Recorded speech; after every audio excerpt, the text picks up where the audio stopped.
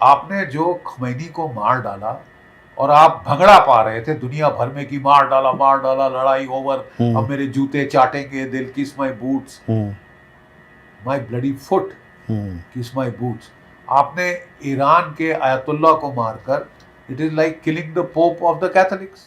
भरोसे का भी कत्ल किया सर, कहीं ना कहीं देखा जाए तो, क्योंकि टॉक चल रही थी सर। चाहे भाड़ में साहब, मैं आपको कह रहा हूँ कि जो तुमने पोप मार दिया तो पूरे ईरान में आक्रोश है साहब। जो अगर पहले उनमें आपस में कोई फूट थी वो सब इकट्ठा हो गए। You have made sure that they will fight now to the bitter end. ये होता है नुकसान। देखो भाई, वर्ल्ड वॉर 2 में अमेरिका के पास एटॉमिक बॉम्ब आ गया था। वो जानते थे कि अगर उन्होंने जापान को इन्वेड करना पड़ा तो लाखों लाखों अमेरिकी जाने जाएंगी। तो वो इस्तेमाल करना चाहते थे एटम बॉम्ब लड़ाई खत्म करने के लिए। क्या उन्होंने टोक्यो पे एटम बॉम्ब डाला? नहीं डाला। क्या उन्होंने पॉलिटिकल लीडरशिप को मारा? नहीं मारा। उन्होंने हिरोशिमा नागासाकी पे डाला कि कोई तो रह जाए जिससे बातचीत हो सके, बिल्कुल, जो कि सरेंडर नेगोशिएट कर सके, लड़ाई का खात्मा नेगोशिएट कर सके।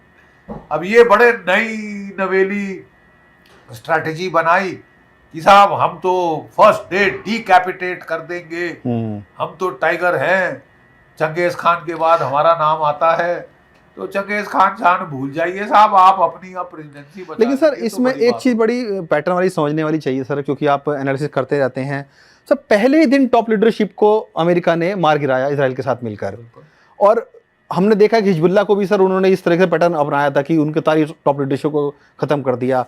क्या सर आपको लग रहा है कि अब उनको ऐसा लगा कि हम टॉप लीडरशिप खत्म कर देंगे तो फाइट रुक जाएगी, हम हथिया लेंगे सब चीजें? यही सोच के तो उन्होंने लड़ाई शुरू करी थी कि हम डिकैपिटेटिंग स्ट्राइक करेंगे, पहले दिन खत्म कर देंगे खमैनी को और सारे ईरानियन लीडरशिप को, और उसके बाद ये लोग हमारे पांव तलवे चाटेंगे, बोलेंगे मेरे को बख्श दो मेरे आका।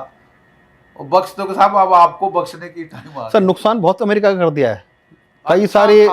देखिए साहब, $11 बिलियन का एस्टिमेट तो वो लगा रहे हैं पहले 6 दिन का अमेरिका का एस्टिमेट है पेंटागन।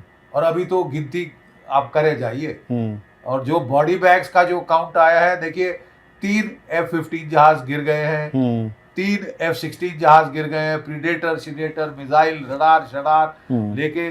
आपके कितने 4-5 दिन पहले का आंकड़ा था कि 6 अमेरिकी सैनिक मारे गए, 18 घायल हुए। उसके बाद से इन्होंने बोल दिया कोई रिपोर्ट नहीं करेंगे। और मेरे हिसाब से कोई 40-50 अभी तक शहीद हो। सर चूंकि आपने एक बात बोली थी लास्ट टाइम जो हमने बात की थी, अगर अमेरिका का एक भी सैनिक मारा गया या उनकी कोई बॉडी बैग या कोई साइड डिस्ट्रॉय हुई तो ट्रंप का बजना वापिस जाना तय है।